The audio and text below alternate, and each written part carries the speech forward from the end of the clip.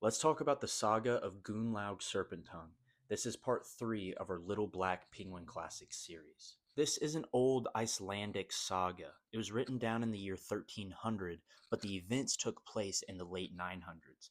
That meant for about 300 years it was recited and constructed orally. I have a very soft spot in my heart for books that originate from the oral storytelling tradition. There's this feeling of the collective unconscious, to use some Jungian terminology, that just stems from all the collective voices that go into building one of these stories. And although this one is lesser known than books like Beowulf or the Epic of Gilgamesh or the Iliad, it has a lot of those same characteristics. I can't summarize this story in only a few short minutes, but at its foundation, this is the story of a dream. One of the main characters, Thorstein, has a dream in the opening pages about his unborn daughter, Helga. Now, a dream in literature is never just a dream.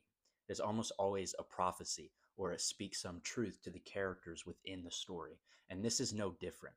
That dream gets transferred to reality and is played out through the three main characters in this book: Hrafn, Gunnlaug, Serpent Tongue, the namesake, and then Helga. Hrafn and Gunnlaug are what the Vikings referred to as warrior poets. They were valued in society both for their brains and their brawn, and the works of both of these characters' minds and their bodies on the battlefield and in the palaces of kings are what made them worthy suitors for Helga's hand. With this being an Icelandic story, obviously this is where our characters start, but they actually venture and follow each other all across Scandinavia.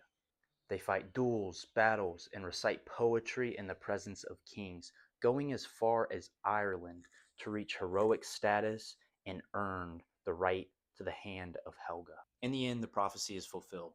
Both Hrafn and Gunnlaug die, and Helga marries a lesser man, but she mourns Gunnlaug until the last day of her life. As readers, this sort of leaves us in a weird spot. What does it say about the hero, the namesake of the book, this warrior poet, Gunnlaug Serpent Tongue, for him to die? This might be hard to reconcile for some readers. What, is the hero a hero if he dies at all? I would challenge that line of questioning by saying, I don't think that a hero is a hero at all unless he is capable of dying. Think about books like the Iliad, Beowulf, The Lord of the Rings. Aragorn dies, Beowulf dies, Achilles and Hector both die. The fact of their death is the presence of their humanity, and it cues us in as readers to the fact that these are capable ideals to reach. Now, this book is not nearly as famous as those other ones that I just mentioned,